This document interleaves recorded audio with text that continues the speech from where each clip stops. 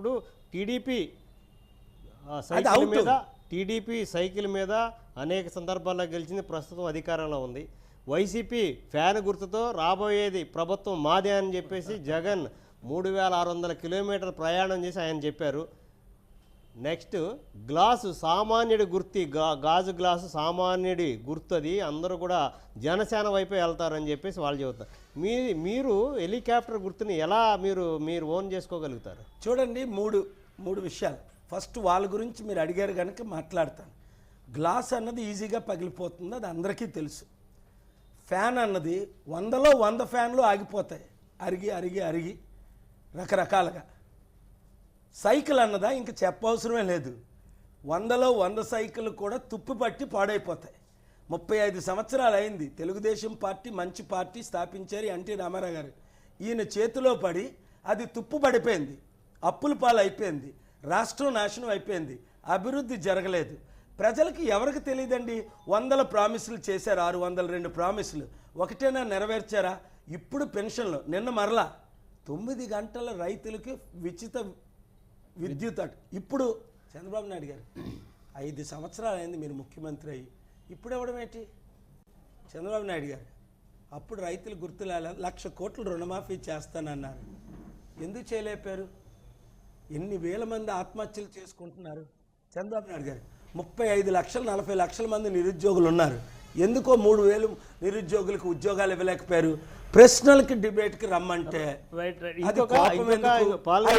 దీనిలో మాదైతే హెలికాప్టర్ అయితే 3.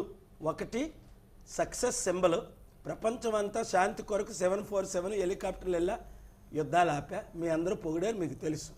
2 అదే హెలికాప్టర్లు ప్రతి నియోజకవర్గంలో ఒక హాస్పిటల్ లేని స్పెషలిస్టుల దగ్గర జిల్లాకి అనుకూలంగా ఉండి సూపర్ స్పెషాలిటీ హాస్పిటల్ విశాఖపట్నంలో అమ్మ పేరుని కట్టిన దానికి ఎయిర్ అంబులెన్స్ ఫ్రీగా తీసుకొస్తాం. 2 మూడోది హెలికాప్టరు అన్నది సింబల్ ఆఫ్ సక్సెస్ అని ముందు ఎందుకన్నాను అంటే, ప్రపంచంలో 100,000 హెలికాప్టర్లు ఉన్నాయి, ఎక్కడో 1-2 కూలాయి. ఇది ఎప్పుడు పడదు, కూలదు, హైట్స్ తీసుకెళ్తుంది. ఈ మన రాష్ట్రం నెంబర్ 1 స్టేట్గా నేను చేయకపోతే నా పేరు కేఏ పాల్ కాదు, దేవుని కృపతో నెంబర్ 1 స్టేట్. ఇప్పుడు నెంబర్ లాస్ట్ ఉంది, హైట్స్ కొరకు మాట్లాడు. నెంబర్ 3 ఏంటంటే హైట్స్, మన రాష్ట్రాన్ని ఉన్నత స్థాయిలోకి తీసుకెళ్లి మీరు సీమాంధ్రని సింగపూర్ చేస్తానన్న టోటల్ ఫెయిల్ అయిపోయారు. ఒక్క ఛాన్స్ ఇచ్చి చూడండి రా బాబు, ఆ ప్రజాశాంతి పార్టీ .orgలో చేరండి. రైట్ పాల్ గారు, ఇప్పుడు మీరు ఒక ప్రొమో నిన్న రిలీజ్ చేశారు గాజు గురించి, సైకిల్ గురించి, ఫ్యాన్ గురించి. ఏంటి ఎవరు చేశారు అంత కాన్సెప్టు? అవన్నీ కూడా విఫలమవుతాయి. గాజు పగిలిపోయినటువంటి గాజు గ్లాసు, తుప్పు పెట్టినటువంటి సైకిలు, ఇరిగిపోయిన ఫ్యాన్, రెక్కలు ఇరిగిపోయినట్టు ఎవరు చేశారు? అంత క్రియేటివిటీ మీరేనా చేసింది? లేదండి, నేను ఎప్పుడు అబద్ధం ఆడను. ఇదిగో మీ స్టూడియోలో కూర్చున్న జయకుమార్ గారు, పాపం ఆయనకి సిగ్గు ఎక్కువ. ఆయన సర్కార్ మూవీలో అమితాబ్ బచ్చన్ గారి మూవీలో అసిస్టెంట్ డైరెక్టర్గా ఉన్న ఆయన, రైటర్గా ఉన్న ఆయన నేను మీ కాల్ ఇచ్చాను, మీ ఛానల్లో అనుకుంటాను. ఆ రోజు కాల్ ఇస్తే ఆయన కాల్ చేసి కడప నుంచి వచ్చారు, మీ ఛానల్లో చూడండి, అడగండి.